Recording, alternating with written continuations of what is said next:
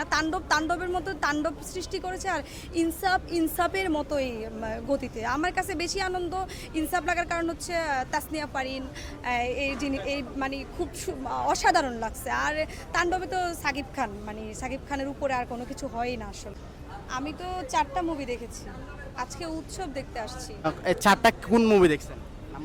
টগর দেখেছি, ইনসাফ দেখেছি, তাণ্ডব দেখেছি, এশা মার্ডার দেখেছি। আচ্ছা, কত তাণ্ডব নিয়ে জানতে চাই, কেমন হয়েছে সিনেমাটা?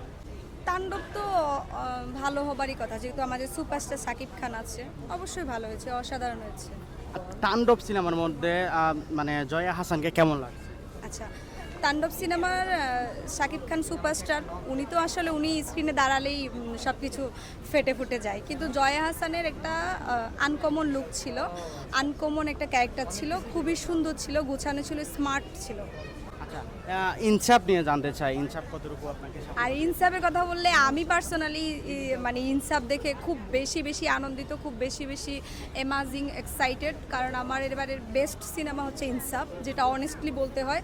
আমি ইনসাফ দেখে পুরো ফিদা, একদম সবার জন্য, সবার। ইনসাফ নাকি তাণ্ডব কোনটা? না, আমি তো কোনোটার সাথে কোনোটা কম্পেয়ার করব না। আমার কাছে হচ্ছে আমি বাংলা সবচেয়ে ভালো কোনটা লেগেছে?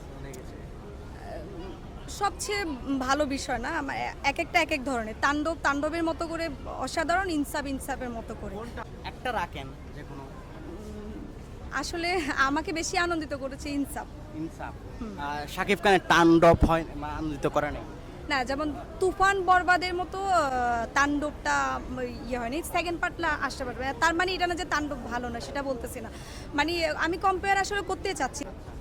তাহলে আপনি মেয়েকে প্রাধান্য বেশি দিচ্ছেন তাসনিয়া ফারিন হিসেবে, তাই ইনসাফ? না, প্রাধান্য দিচ্ছি বিষয় না। এই যে সবাই বলে নাটকের নায়িকা যে এইভাবে ফাটিয়ে দিল যে ব্যাপারটা, এটাই আমাকে বেশি আনন্দিত করেছে আর কি।